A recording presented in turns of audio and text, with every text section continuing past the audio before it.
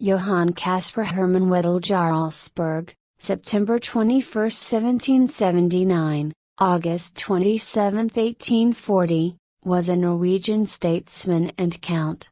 He played an active role in the Constitutional Assembly at Wedel in 1814 and was the first native Norwegian to hold the post of governor, representing the absent king as head of the Norwegian cabinet, during the union with Sweden.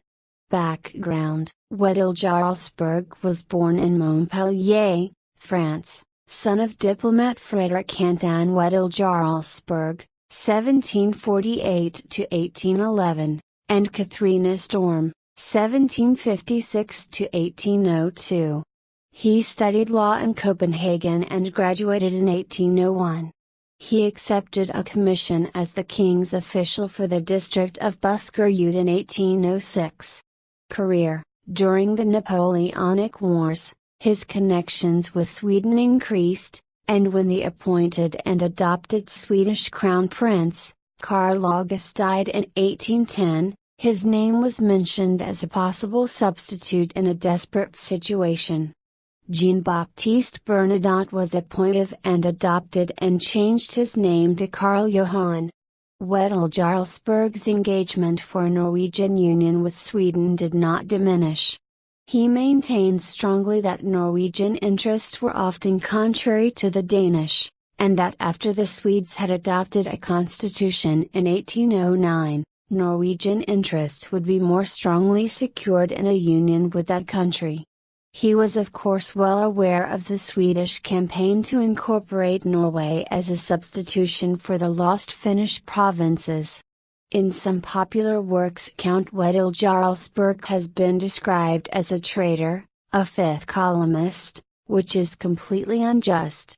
His opinions were well known to the educated public, and even if he was politically isolated to some extent, his title and position in the Norwegian society never changed much. During Norway's efforts to secure independence from Denmark and Sweden in 1814, he hence advocated a moderate approach to the issue.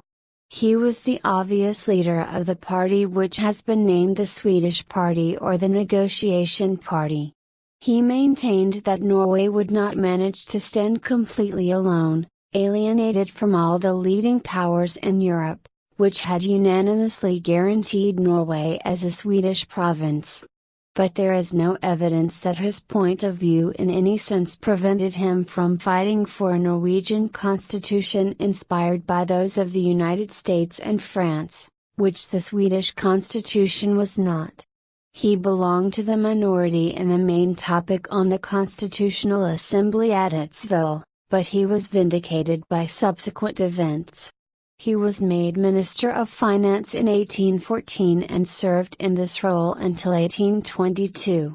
His efforts to restore a Norwegian monetary policy were successful, and he was without contest as the leading force of the government, even with Swedish governors as the formal leaders of the cabinet. His relations with King Carl Johan had at that time cooled to a point where close cooperation was no longer possible. He was elected to Stortinget in 1824, where he served until 1832. He was President of Parliament twice, in 1824 and 1830, and in 1836, after relations with the king had improved again. He was appointed governor and held that post until his death in Wiesbaden in 1840. The choice of him as governor was a popular one. He was almost unanimously respected because of his obvious political and administrative talents. His status as a nobleman in a country where nobility had been abolished as early as in 1821, those wearing a title were still maintaining them, but no new titles would ever be given or inherited, did not diminish the Norwegians' affection for him. It is beyond doubt that his contributions to diminish the rather aggressive relations between the Parliament, the Storting, and King Carl Johan were decisive.